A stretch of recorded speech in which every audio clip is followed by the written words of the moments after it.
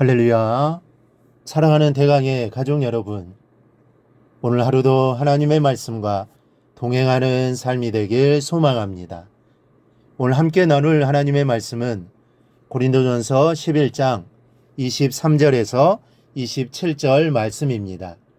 내가 너희에게 전한 것은 주께 받은 것이니 곧 주 예수께서 잡히시던 밤에 떡을 가지사 축사하시고 떼어 이르시되 이것은 너희를 위하는 내 몸이니 이것을 행하여 나를 기념하라 하시고 식후에 또한 그와 같이 잔을 가지시고 이르시되 이 잔은 내 피로 세운 새 언약이니 이것을 행하여 마실 때마다 나를 기념하라 하셨으니 너희가 이 떡을 먹으며 이 잔을 마실 때마다 주의 죽으심을 그가 오실 때까지 전하는 것이니라.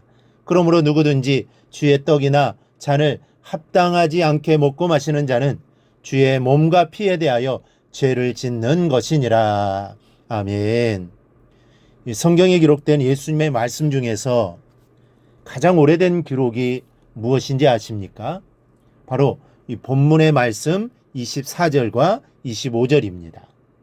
이 대부분 성경의 순서를 따라 이 마태복음이 가장 먼저 기록된 것으로 알거나 신학을 공부한 사람이라면 마가복음이 이 복음서 중에서 가장 먼저 기록된 것이라고 알 수 있습니다. 하지만 신학 성서 중에서 가장 먼저 쓰인 것이 고린도전서요. 그 고린도전서 중에 또 가장 먼저 나오는 예수님의 말씀이 오늘 본문의 말씀인 것을 아는 사람은 많지 않습니다.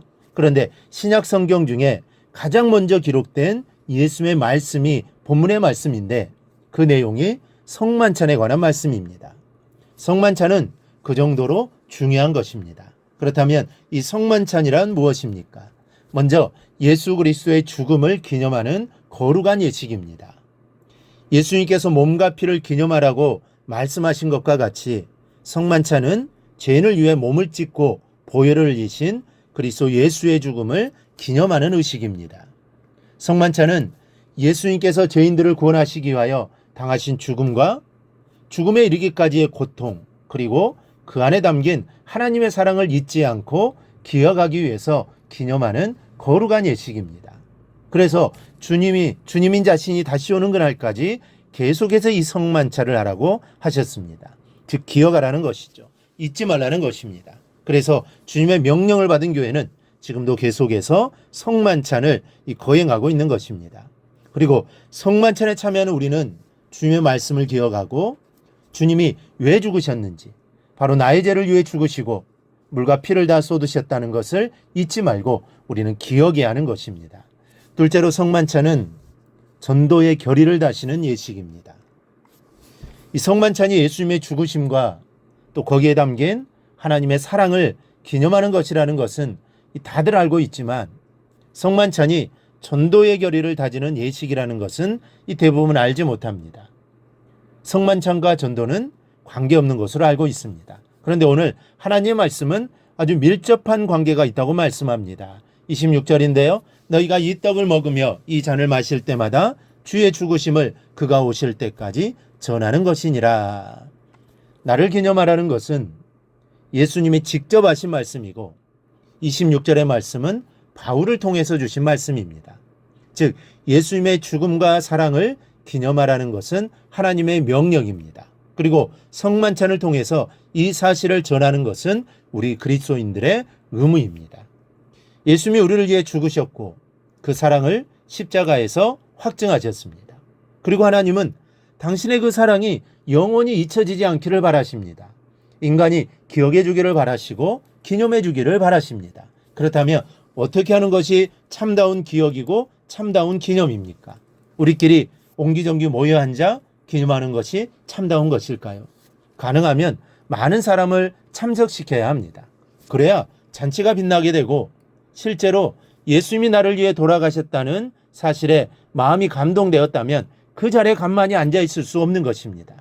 여러분, 성만찬은 단순히 기념하는 것이 아닙니다. 예수님이 나를 위해 돌아가셨다는 사실을 기념하면서 동시에 그 감동으로 나아가 전도할 것을 다짐하고 결의하는 것이 성만찬입니다. 그래서 성만찬을 할 때마다 우리는 더 많은 사람들이 기념할 수 있도록 해야 하고, 그래서 우리는 이번에 우리가 하는 성만찬보다는 다음의 성만찬이 더 많은 사람이 기념할 수 있어야 성만찬의 의무를 다하는 것입니다. 그래서 교회에서 거행하는 성만찬에 꼭 참여해야 하고 주변의 성도들을 독려해서 함께 하는 것입니다. 그리고 온 가족이 함께 참여해야 하는 것입니다. 이러한 모습이 성만찬에 참여하는 우리의 자세가 되어야 합니다. 여러분, 구속에 담긴 하나님의 사랑을 되새겨 기념하고 그 사랑을 전하고자 하는 결의를 다지는 성만찬의 이 두 가지 의미를 우리 잘 기억하시기를 바랍니다. 이 두 가지 의미를 제대로 알고 참여해야 합당하게 참여하는 것입니다. 성경은 그렇지 않을 경우 주의 몸과 피를 범하는 죄를 짓는 것이라고 했습니다.